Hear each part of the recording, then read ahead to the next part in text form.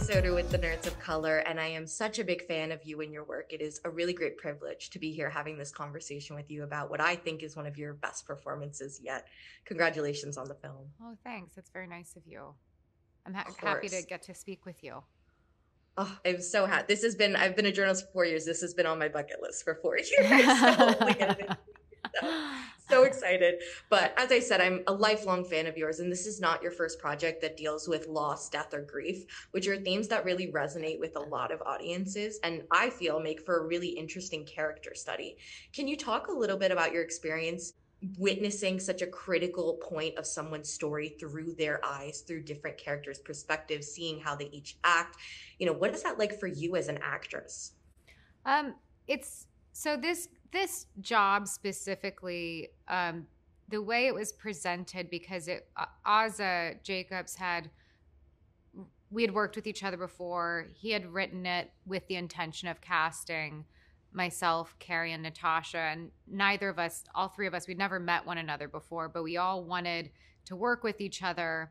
And so it honestly didn't matter what Ozza shared with me. I would have done it as long as it was like, I would have done it because I love him. And we are good friends and we'll continue to work with each other for hopefully long after this. And Carrie and Natasha were dream people for me to get to work with. And so the thing that felt different from this concept of, when we're talking about the familiarity of grief and loss and how that's portrayed in different ways through film and television.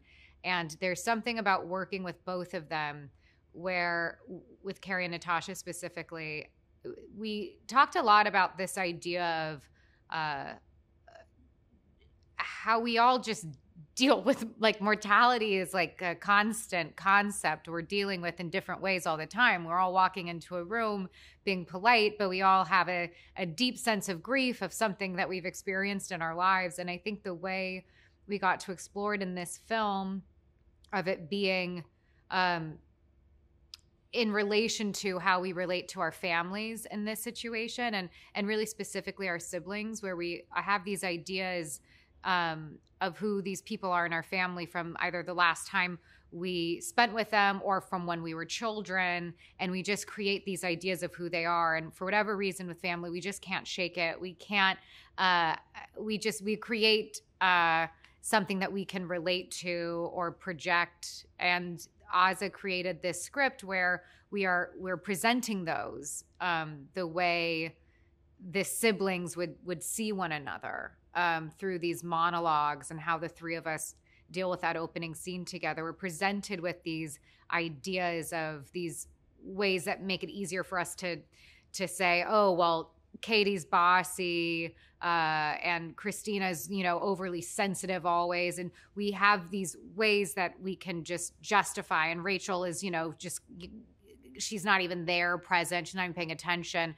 And through the breaking down of the film, as the film continues, it becomes more complicated in the same way the sisters are starting to see each other in a more complicated view. And it's all through this thing that we all have to go through with our family, especially, which is watching people die, and how we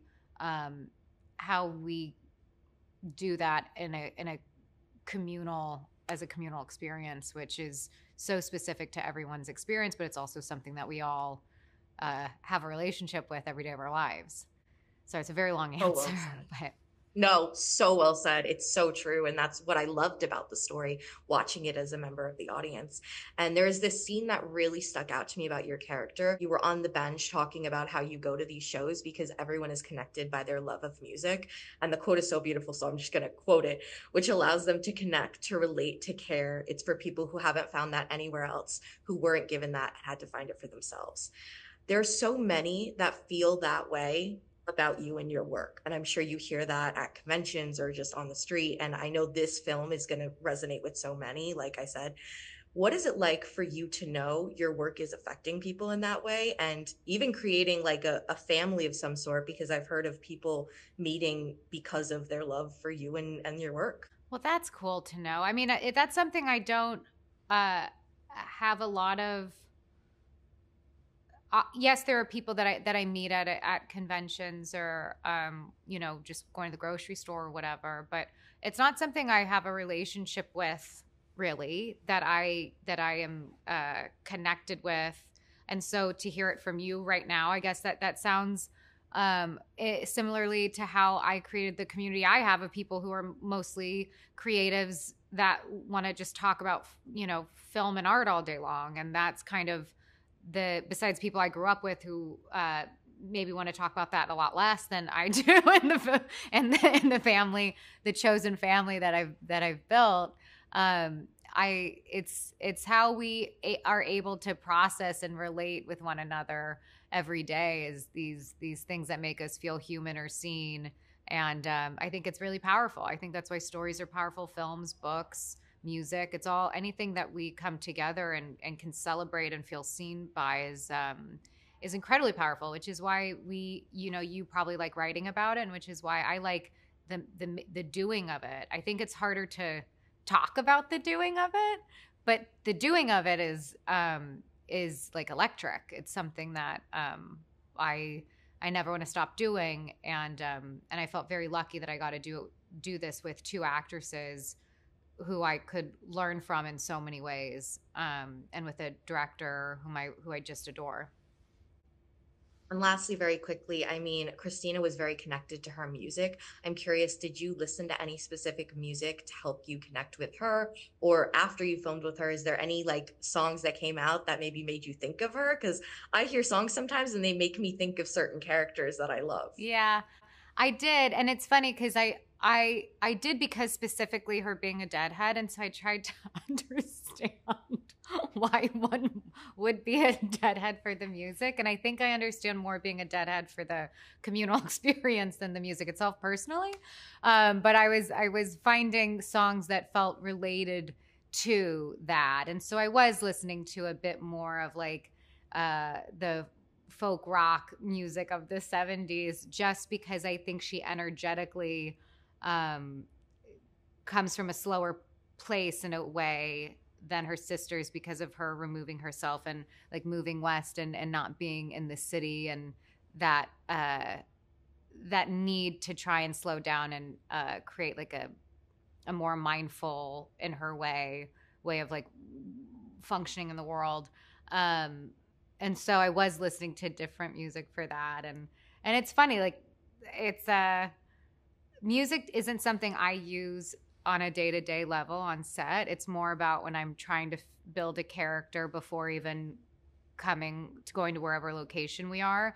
It's something that helps me journal about the person or start to understand structure potentially, or pivots and character arc in a way. So it's more used oddly in that kind of way, instead of like a getting in the zone of it on a day-to-day basis filming, for the most part, at least.